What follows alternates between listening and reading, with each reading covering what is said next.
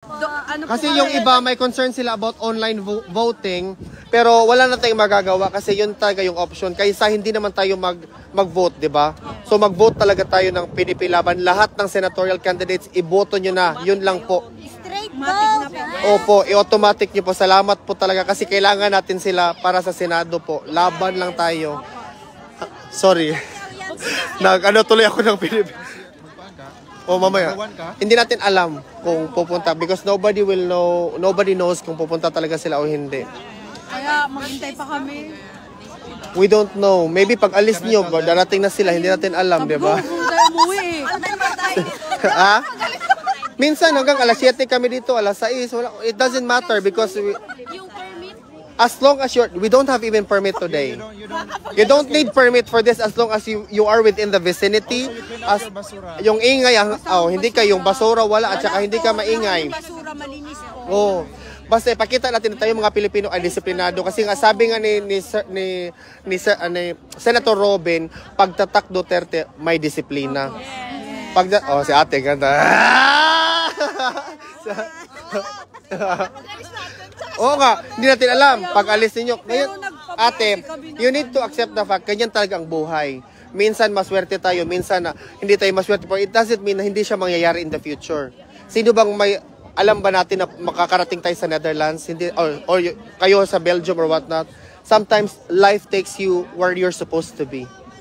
So, iboto talaga natin yung PDP, di ba? Hindi natin alam. Paano natin malaman natin ngayong araw na to magdadala ka ng money? O, di ba? Hindi natin alam. Di ba? Hindi natin alam yan. Sabi ng mga taga-UK, yung chicharo namin tsaka mani. Para sa charity daw nila. Exactly. But we really appreciate your effort being here. Nag-travel pa talaga kayo. Daling araw kami gumising. Exactly. Kasi nga yan ang indication, hindi kayo bayad. Hindi po. Oo, may pera. Exactly. Kaya Marami kami pera, euro. salamat, ma'am. Thank you. O sige, pabate. Dito. Galing pa kami Belgium, ha? Nag-bike lang kami para sa Tinan yung Belgium. Thank you. Nag-bike kayo from Belgium? Happy birthday. Yung travel namin ngayon, para sa'yo to. 177 km. Talaga? Yeah, yun. Talaga. Wait lang, ko nga kasi yung mga ganitong sasakyan na to sa atin, di ba yung price nito? Sa atin, sasakyan na to. Guys, tingnan nyo na. Ganito pa lang, price na sasakyan na to sa atin. Dito, bike lang. Yan, 177 km yung na. Grabe, no? 6 o'clock kami ng umaga umalis doon. Ang ganda. Salamat po sa inyo, ha, na nandito kayo. Kasi parang sacrifice na din yan, eh. Thank you for post-celebrating the Tatay Digong's birthday. Correct, kapit lang. Hanggang sa dulo tayo. Kasi, anong tawag dito sa ganito, kuya? Hindi. Carbon, di ba? Naku, wag mo yang i-park sa labas, kuya, kasi pag i-park mo yan sa labas.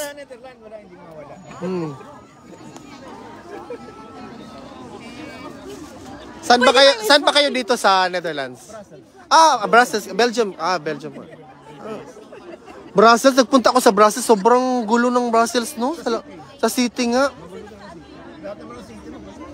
Pero iba talaga sa Brussels na experience ko. Parang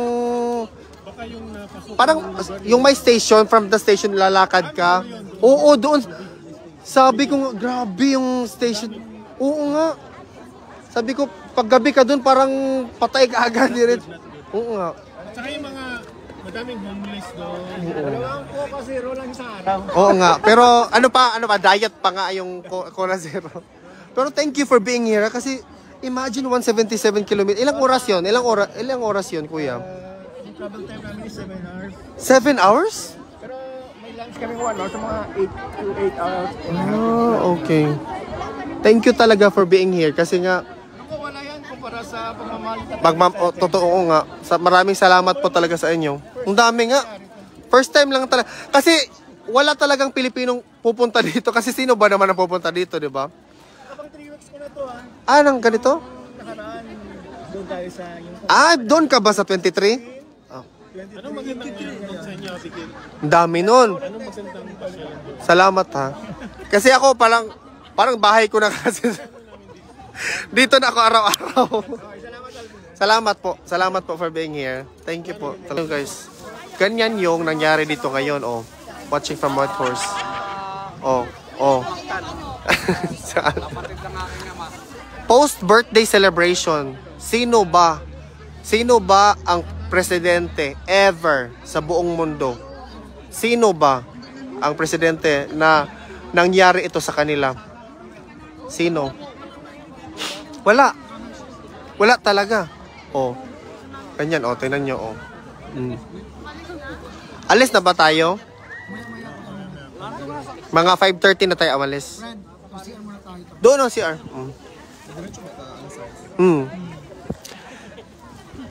Talaga patiently waiting yung mga tao dito. Hindi na ano lang talaga. Nandito lang talaga sila. Alvin, nakakita ka sa interview ni Maris Omalis kasi nag-send ko si link sa taas. Unya, giban baya TikTok ni Kitty ay 2 million na baya to ang follower ato na unsa naman taon. Hello Alvin from Doha, Qatar. Hello po. Pasensya na hindi ako masyadong naka-read sa mga comments ninyo kasi nga medyo na-busy ako. Hello po Marie Chris Lea watching from Bohol. Marami po akong na-meet na mga taga Bohol nandito po. Thank you po sa inyong lahat. Pasensya na medyo heated yung conversation kanina. Pero now okay na po. Tatang Super Fame na. Yes, exactly. He's the only person who made this possible. Na talagang super happy ang mga tao. Lahat ng mga tao ay they are in. Dili na siya kada adlaw actually. We don't even know if naaba siya dira or wala. Yeah, so because normally 1 hour or 2 hours na ang ilahang meeting. Kung kaganina pa lang wala gid siya nagawas, so most likely wala na siya diha. Si Kitty? Sige ingon. Kung kaganina pa mo diri, yung pagyapon ni si Kitty, most likely wala na diha. Kay 1 to 2 hours naman na ang ilang visit, yun. Maximum. Because they want to indulge people na nandito. Kasi nga, tingnan mo, alam mo ate Gabi, yung mga tao, kahapon talaga yung mga tao dito, is historical talaga. Because yung mga taong nakatira dito, kasi ito residential places yan eh. They never expected na mangyari ito ka talaga. Kasi first time talaga to ever in history na nangyari itong ganito. Gusto natin na, of course, gusto natin na makalaya yun si tatay, no? Pero hindi naman natin mabaliwala talaga kasi may proseso naman talaga. Kahit hindi yan, kahit magsigaw-sigaw patay dito, mag-demonstrate or what not, hindi yan ang solusyon. Sabi nga ni tatay, huwag nating pakialaman yung legal na proseso. Hayaan natin siyang umusad kasi wala na tayong option kasi nakulong na siya dito eh. Hindi na yan pwede na once makulong ka and then all of a sudden kukunin ka na lang ulit. Hindi. Kaya nga dapat para managot yung mga taong gumawa sa kanya dito, vote talaga tayo, PDP laban straight talaga sa election. Wala na tayong magawa kasi nandito na siya. Ano bang magawa nila? Sabi ng anak ko sa yung sir sa Chairman's Police. Ano ba gagawin niyo doon? Kaya marami kayong doon sa Pero ate, pero hindi, sabi ng asawa ko, hindi, as a Filipino, sorry, regret ko. exactly. Wala na tayong magawa. Pero the mere fact na nandito tayo ngayon is an indication sa ating kultura talaga. Hindi naman alam ni tatay, ang alam niya lang may mga Pilipino sa labas, talaga almost everyday nandito mga Pilipino. Pero kahit hindi natin siya nakikita, tayo mismo alam natin na nandiyan siya sa loob. We are only in between walls para makita natin siya, pero hindi natin makita-kita, di ba? Kaya nga sabi Hindi din siya kasi meron siyang computer sa loob pero hindi din siya marunong maggamit ng computer. So maybe paglabas niya, hopefully, hindi natin alam. As soon as possible, yun, makikita na niya. sabi nga ni anak ko, Dughan ba kag viewers? 5 million. Wala. Because kanina patay dito, wala pa siya nilabas. So most likely, wala siya dyan sa loob. suporta.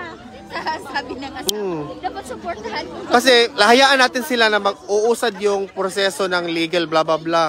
Dugay talaga. No, ang plano gyud nako ate is ganito na every weekend pupunta ang mga Pilipino kung available kayo para dito lang talaga kasi ditong barricade hindi na ito kukunin hangga't hindi matapos.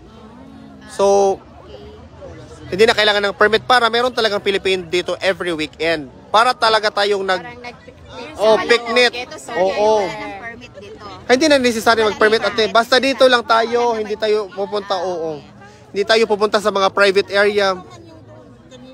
Malivel, iba din yun. Dapat mag-rent tayo ng CR dito. Ayun, ang CR doon, Kasi alam na nila yan, kasi Asan ang CR? doon, kasi may cafe doon. Sarado na. Kung sarado, hindi, doon ka na sa bahay mo ate. Layo, layo din. Wala tayong mangyari, ganyan ka na lang umuwi. Hindi, sa stasyon. Pero I think they will do that because Dapat may ano siya. Hindi, nalatambag ang mga hindi kasi yan po.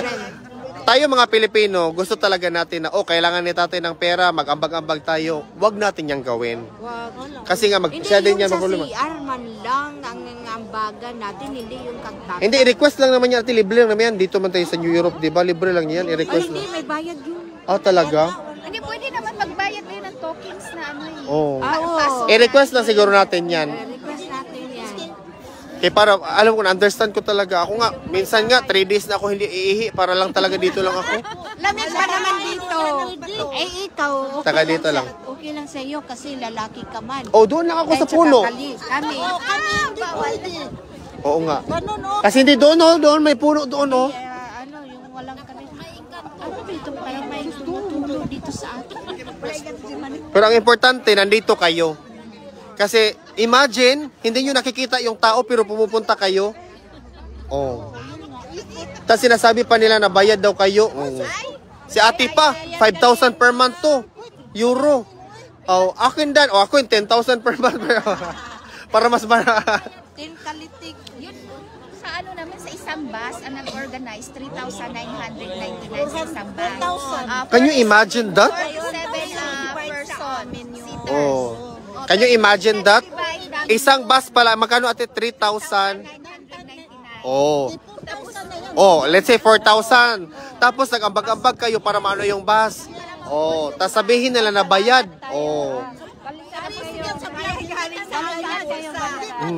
Ate, may suggestion dito ate, mag-diaper na lang daw. Sabi ni ate, sino ba to? Shea Kimura, mag-diaper na lang para hindi na makapunta sa ano. Ay, hindi kaya ang diaper. Hindi daw kayang diaper. Binigyan ako ng 5 cents. Nagtaka ako, bakit parang may basa na lamig dito? Kita mo, sobrang dami ng pera mo. Yung mga pera, ilalagay mo na lang dito sa ano. Pero actually, thank you really. Thank you for being here. Alam ko na nag-organize pa talaga kayo, nagkumain ganito, ganyan. Effort talaga yan. 8 hours ang biyahe ate. Yung iba hindi pa natutulog kasi very pressure, baka malit siya maggising. Ano naman nagutom Pero kayo? alam, nafe-feel yan ni tatay na nandito talaga ang mga Pilipino. He knows also.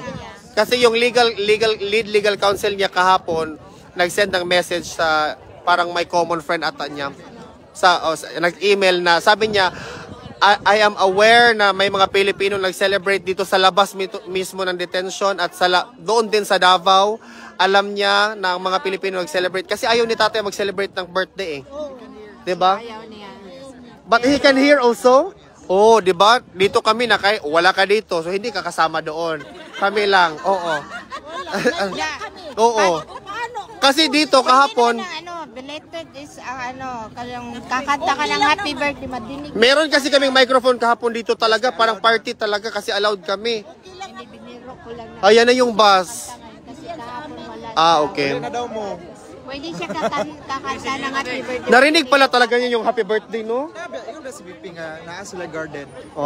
That's so nice. Pero sana, Narinig niya, Can you imagine? Parang nang limbaut akong balibo, Gatag. Nagkanta,